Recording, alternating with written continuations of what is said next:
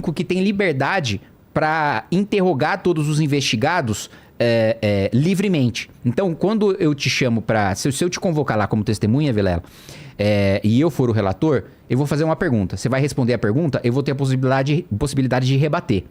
Se eu sou um membro comum da CPI, da CPMI, eu faço a pergunta, eu faço várias perguntas, e aí você responde elas numa porrada só, e eu não tenho a capacidade de rebater, eu não tenho o poder de rebater. Só quem consegue fazer, eu pergunto uma coisa, você entra em contradição, aí eu consigo apertar a sua contradição, é o relator.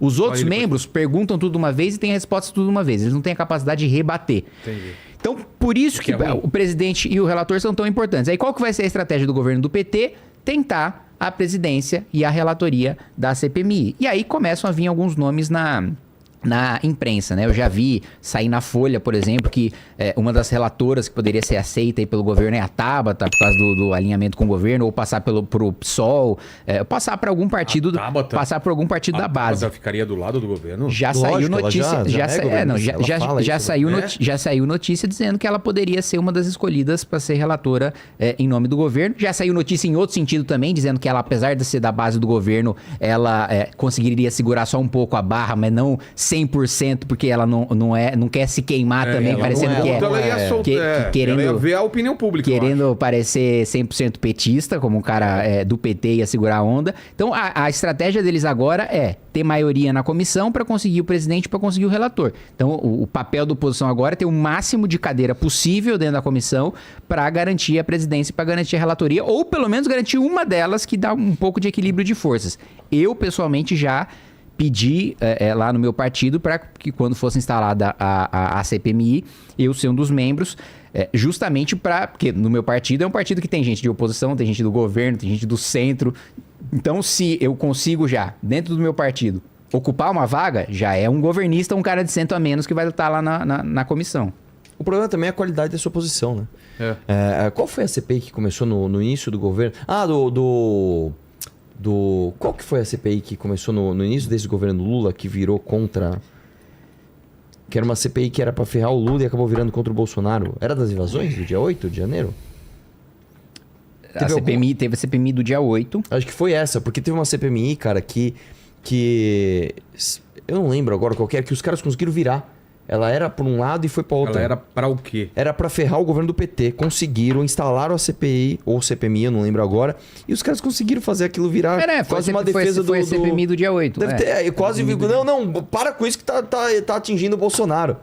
Né? Porque enfim, não é esse o mérito da questão aqui, mas no dia 8 tem um monte de coisa esquisita que o Flávio Dino sabia, o Kim, inclusive, que achou o documento, não sei o que lá, e as câmeras sumiram, não sei o que lá. Bom, instala a CPI, ótimo. Oposição em peso lá, tudo maravilhoso. O negócio conseguiu virar contra o ex-presidente, cara. Tamanha a inabilidade dessa oposição. Então, enfim... É muito difícil, né, cara, as coisas andarem aqui no Brasil, cara, principalmente por conta da qualidade dos parlamentares que a gente escolhe. E a guerra de narrativas, né? Porque teve o vídeo do Nicolas, que ele tem feito essa oposição aí em forma de vídeos nas redes sociais, sempre com números absurdos, e depois teve uma leva de pessoas defendendo o governo também fazendo os vídeos. Vocês viram esses vídeos? Eu vi, mas assim, eu acho o seguinte, primeiro a defesa do governo em rede social é patética, primeiro, né? O vídeo do Nicolas. Sim. Tem a ver... Não, sim, ele falou o que aconteceu. Sim, falou a real. Ele falou o que aconteceu. E aí quem que veio? A Érica dessa vez? Quem que fez? Não, eles têm... Primeiro, o governo do PT não gosta de ter a Érica ou de ter outras pessoas do PSOL sendo os protagonistas da defesa, porque o PT é hegemônico, eles querem que as atenções e os créditos e os méritos políticos sejam deles. E hoje, inclusive, tem um racha no PSOL, né? Tem a ala do PSOL que quer ser independente, lançar candidato próprio e ser, digamos, o que eles colocam é oposição à esquerda, né? Do PT. Sim. E tem outra ala que é lulista, que é liderada pelo Boulos, que inclusive tem uma negociação pro Boulos virar ministro. Né? Tem uma negociação pro Boulos virar ministro e ele não disputar a eleição, que eu acho assim, que se o Lula fizer isso, vai ser a melhor medida do governo Lula. Se ele tiver a habilidade de convencer o Boulos a virar ministro e o ministro de Estado, você não pode ocupar o cargo de ministro e disputar o cargo de deputado no mesmo ano, né? Você precisa renunciar um tempo antes, salvo engano, abril do ano que vem ele teria que sair do cargo de ministro. Aí Pelo que eu tenho visto, a negociação envolve convencer o Boulos a não ser candidato, o que dá mais espaço para o PT na eleição. Não disputar eleição nenhuma. Nenhuma? Nenhuma, porque se ele for ministro até o final do governo, ele não pode disputar a eleição. E aí, abrir mais espaço para o PT no estado de São Paulo e, em troca, a avaliação, né, do Boulos é de que ele perdeu a eleição aqui, ficou apagado, o mandato dele de deputado é um lixo, né, ele foi líder de partido, não teve nenhum feito. Ele disse que aprovei o projeto da Cozinha Solidária e tem operação da polícia já contra as associações que estão fazendo Cozinha Solidária. E aí outro projeto que ele se orgulha de dizer é do agosto de não sei que cor, que nem terminou de ser votado. Então tá fazendo um mandato apagado, ele próprio avalia isso e fala, olha, uma maneira de eu sobreviver politicamente no médio e longo prazo é virar ministro do Lula. Mas dizendo tudo isso para falar que o PT, apesar do PSOL conseguir muito mais do que o PT, falar com pessoas mais jovens e ter entrada em rede social, o PT não gosta disso e tenta colocar lá o Lindbergh, tenta colocar a Glaze, tenta colocar o Paulo Pimenta, tenta colocar o Padilha para fazer vídeo para rede social, mas assim, eles não têm a menor ideia de como fazer. Exato. Não. Assim, o próprio fato do Lula... Por isso que eles ficam falando, deve ter colocado um monte de dinheiro, o Nicolas, os caras não entendem como é rede social. Não tem uma revolta. E são os caras que querem regulamentar, o que é pior ainda. Não, exato. Porque existe uma revolta, existe um negócio que se chega alguém e fala o que a pessoa tá pensando, vai viralizar. Não é assim, a gente vai fazer um outro com o mesmo cenário, o mesmo tipo de edição e vai viralizar do mesmo jeito. Não é assim que funciona a rede social. Aí vem a Janja e fala, ô Xi Jinping. Não, pelo amor de Deus. Ô Xi Jinping. Ajuda nós lá. Para de favorecer, para de favorecer a extrema direita. Vai preso, né? Claro que vai, né? Pô, o pessoal vai preso se usar Instagram, não é? Pô, o pessoal vai preso por qualquer coisa. Não dá pra fazer isso aqui? Tem que fazer umas coisas antes. Chega no ouvido do Xi Jinping e fala, Tibete, massacre da paz celestial. Você vai preso também. Você acha isso na busca do Google? Fala grande firewall. Não, você vai preso. Mas então, só pra colocar aqui assim, o PT não tem a menor noção de como fazer defesa em rede social. Tanto que lembra que uma das primeiras medidas de comunicação do Lula foi fazer tipo um podcast, um sistema um negócio de entrevista, né, para transmitir online para rede social. Aí quem que ele contrata? Um jornalista da Globo, que mano, é o exato oposto do formato que você quer para internet. Mas é o cara que vem dos interesses de que isso acabe. De que isso não cresça. Não sei se lembra, no começo do governo, eles fizeram aqueles encontros, lembra? Com os influenciadores, não sei o que lá. E pegou tão mal pra essa galera, que a própria galera falou, mano, não tá mais igual na campanha que tem a ameaça do fascismo. Sim, eu sei de pessoa que foi lá e se arrependeu demais. Tem um monte, você é louco? Perderam. Não, o próprio Felipe Neto, né? Que várias vezes ele falou, não vou mais me desgastar por política. Logo no primeiro grande desgaste do governo, que foi a taxação das blusinhas, né? Felipe Neto, não, gente, fica tranquilo, não vai ter taxação. Depois, não, gente, calma, é só pro empresário. Depois, gente, enrabamos mesmo. Mas rapaziada, eu imagino a conversa dele com o pessoal do governo. Fizemos vocês não vão pisar na bola, eu vou defender, mas... Não, é isso mesmo. Depois ele viu os caras enrabando ele achando que ele tava sendo levado a sério. É que o lance é o seguinte, cara... ele abandonou o barco, né? Eu ainda digo o seguinte, o Felipe Neto ainda ele é grande o suficiente pra tomar um soco desse no estômago e se manter em pé, e ele já é um cara politicamente exposto. Então pra ele é interessante, nem que seja pela marcação de, eu estou aqui. Eu posso ter minhas imprecisões não, mas eu estou aqui. O problema são aqueles caras que eles nem são tão ligados à política, e aí eles tocam pela primeira vez e eles veem que o hate de política é uma coisa... visceral, não é tipo assim, hoje eu fofoquei de você, eu não gosto de você, amanhã a gente faz uma perseguição de meses ou pra vida inteira. É um negócio vai ficar aquela assim, marca nele. E mais... e mesmo antes da perseguição. Lembra do Dilma Bolada? Mas que o Dilma Bolada é um caso à parte. Ganhava dinheiro pra defender o governo. E assim... Não era? Era. Sim, foi. Não é que é comprovado. O Dilma Bolada, assim, tava no portal da transparência. Nossa, velho. Tava lá no portal da transparência. Era oficial a parada. Porque, assim, pra quem não sabe, o caso da Dilma Bolada era uma página que zoava a Dilma pra caramba. Aí, de repente, eles pararam de zoar, eles começaram a ficar meio neutros, assim, um pouquinho, e de repente começaram a defender. Aí, tipo, mano... Muito coisa estranho, estranha. Né? Aí foram no portal da transparência. Ele foi contratado. Quer ver outro esquema aqui? Mas só pra ainda fechar o negócio Felipe Neto, e assim, falta de noção e falta de conhecimento político, né? Porque ele acha que como ele tem um canhão de comunicação, ele, dentro da política, é fácil, é só você ser conhecido, é só você ser famoso, que você vai jogar o jogo político e você vai se dar bem.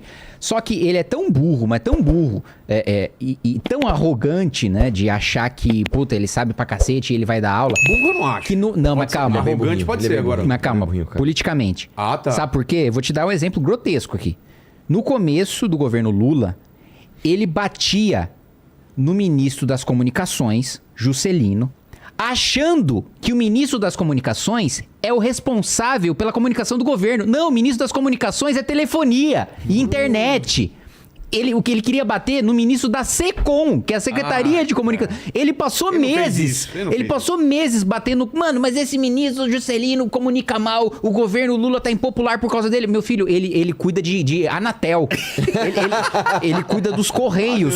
Ele cuida dos provedores. Não tem absolutamente nada a ver com comunicação do governo. Estamos cobrando. Porque ele próprio tava querendo se movimentar pra ser ministro da comunicação do governo. Pra ser ministro da SECOM. Mas ele tá batendo no cara errado. Então, assim, é um nível tão elementar, assim, entendeu? Da burrice política ali que, assim, e chegou num ponto que foi só desgaste, né? Não, e falando de comunicação, você lembra quando a gente denunciou aquele problema da Mind, né? Que tinha ligação da Mind, da Choquei, tudo com o governo? Dá o contexto pro pessoal. Porque quem não lembra é o seguinte, todo mundo viu que o dono da Choquei, né, tava lá envolvido com o governo, defendendo o governo. Porque todo mundo... Assim, a gente já tinha percebido isso há muito tempo, né? Que a Choquei era basicamente uma página do governo. E eles estavam muito governistas, né? E aí teve todo aquele esquema da Mind, que era aquela agência que agenciava as pessoas para eles bombarem, não sei o que lá, que são todos esses caras governistas. Só que até para eles... Vinha uma ordem de cima e todo mundo é meio mesmo discurso. Ao seu jeito você vai lá... Assim, ó, tem uma entrevista do Glenn Greenwald, que ela é bem reveladora, que basicamente ele fala o seguinte, olha, ninguém na esquerda progride se não for no apartamento do Caetano Veloso. O que ele quer dizer ali? Né? Que existe uma pirâmide hierárquica muito clara na esquerda e para você escalar nessa comunicação ou nas suas relações institucionais... Tem um beijamão. Tem um beijamão. Então, a Mind tava ali, tava na meiuca ali. Não, você quer progredir, tamo junto, eu tenho acesso ao que lá. Quer publi, tem que... Quer publi, exatamente. E mais, só que é mais do que isso. Não é só aquela cadeia de influência. Tipo assim, eu conheço um amigo, então eu te ajudo aqui, você me ajuda ali. Não era só isso. Era também uma cadeia de influência para queimar o outro. Então, por exemplo, aí você põe nesse bolo o Sleeping Giants, por exemplo. O que o Sleeping Giants faz? O Sleeping Giants é muito mais por questão identitária, né? É uma máquina de destruir reputação. É uma máquina de destruir reputação daqueles que não cumprem a agenda. Que no caso do Sleeping Giants é uma coisa bem ideológica mesmo, né? Agenda trans, etc, etc. Quando a gente bateu... Falou, não, peraí, então vamos mostrar. E fizemos live, mostramos o Instagram dos caras e mostramos como tudo funcionava. E, e todo mundo ouviu, não sei o que lá. Pegou tão mal pra esses caras que eles deram uma afastada. Hoje o negócio ele é mais sutil. Até exatamente essa é a palavra. O cancelamento, na maioria dos casos que os caras tentavam, faziam crescer as redes das pessoas que eram atacadas, porque o pessoal via injustiça. Às vezes, né? É porque assim... mas em muitos casos. Não, mas é que a gente lembra dos casos que as pessoas cresceram e sobreviveram, mas a gente nunca lembra dos casos das pessoas que sumiram. Tem um exemplo? Não vou lembrar agora de cabeça, mas tem vários casos, principalmente o cara que tá vamos começando a crescer. Vamos lembrar também, né, o grande caso, né, que causou a avalanche de ataques contra a Choquei foi o caso da menina que se matou por causa de uma notícia falsa, né? Verdade. Espalhada pela Choquei. É que nesse caso, ainda teve a repercussão, a gente lembra, mas você imagina quantos outros casos desses ocorreram, ou até de pessoas, não vou nem falar de casos tão dramáticos assim, você pega um influenciador, ele tá começando a crescer, e aí ele, beleza, vou fechar uma publi aqui, ele fala, não vou pagar o pedágio, ele simplesmente não existe mais. E não é um grande caso de um cara que... Não, ele simplesmente ficou ali no limbo dos... Não é nem dos cancelados, no limbo dos que não foram. Entendeu? O cara que poderia ser e não foi porque não pagou, não fez o beijamão. Entendi. Né? Inclusive, é por isso que a gente hoje... né? Porque também não adianta a gente vir aqui ficar denunciando, apontando o dedo e não fazer nada para construir algo do nosso lado. É por isso que a gente tem um projeto cultural tão que a gente leva tão a sério, que é o Valete, o Universo Valete.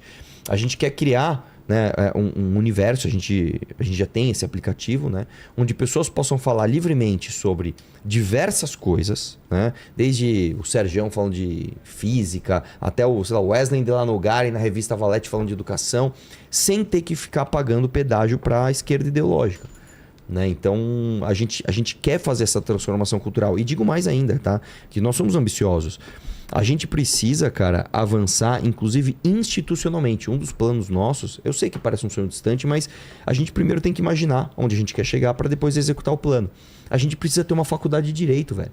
A gente precisa começar a colocar membros do Ministério Público, ter procurador, ter juízes, ter membros da instituição democracia que não fiquem beijando a mão ideológica da esquerda. Né? Que é a velha frase a gente não vai bater de frente com esses caras só apontando o erro e não construindo nada. Quando o Zé Dirceu falou a gente precisa tomar ele falou recuperar o poder, ou tomar o poder, que é diferente de ganhar a eleição. Que é diferente de ganhar a eleição. Ele não estava falando de dar golpe militar. Ele não está falando de fazer uma revolução comunista no Brasil. Ele está falando de justamente o que o PT fez muito bem, que foi dominar o PT. Antes do Lula ganhar a eleição em 2002, o PT dominou sindicatos, o PT dominou a imprensa, o PT dominou a academia, o PT dominou tudo. Ministério, beleza. Agora nós estamos aqui, agora o Lula está pronto para ser presidente. E o cara ganhou. Tanto que, cara, quando o Lula ele foi quando descobriram os 2 maiores escândalos de corrupção da história do Brasil, o Mensalão depois do Petrolão, mesmo com só depois de todo esse tempo o Lula ter sido preso, ficado inelegível, ele voltou e recuperou tudo, cara. Uma coisa que até ouvi o 38 falando, e a verdade é o seguinte: me fale um aliado do Lula que está pobre e preso. Não tem, velho. Todos eles estão livres e ricos. Todos. Os caras recuperaram tudo. Os caras recuperaram todos os terrenos que ele perdeu. Não, e mesmo no pior momento do PT, que é uma coisa que eu lembro sempre, que foi pós-impeachment e eleição do Bolsonaro, o PT elegeu a maior bancada de deputados federais. O PT, mesmo assim, no seu pior momento, elegeu a maior bancada, uma bancada maior do que a bancada do Bolsonaro, que ganhou a eleição. Ele conseguiu... Ele tinha uma base tão forte, tinha uma estrutura tão forte, que independe de você ter a cabeça, que é a presidência da República, que eles ainda tinham a maior bancada.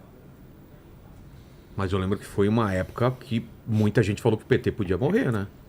Cara, eu lembro, cara. Eu lembro até quando eu tava em Porto Alegre, um dos vídeos que eu fiz desse que eu ia lá. Eu fui na esquerda democrática em Porto Alegre, que aliás estaremos em Porto Alegre esse final de semana. Você que é de Porto Alegre, vá no nosso congresso. Uma das coisas que eu filmei tá no meu canal até hoje, esses vídeos. A galera do PT colocando o número 13 em azul e sem a estrela. Se você gostou desse corte, já deixa o like para fortalecer o canal. E se quiser ver mais cortes como esse, se inscreve e ativa o sininho para não perder os próximos vídeos. Leva só um segundo e ajuda muito. Tamo junto!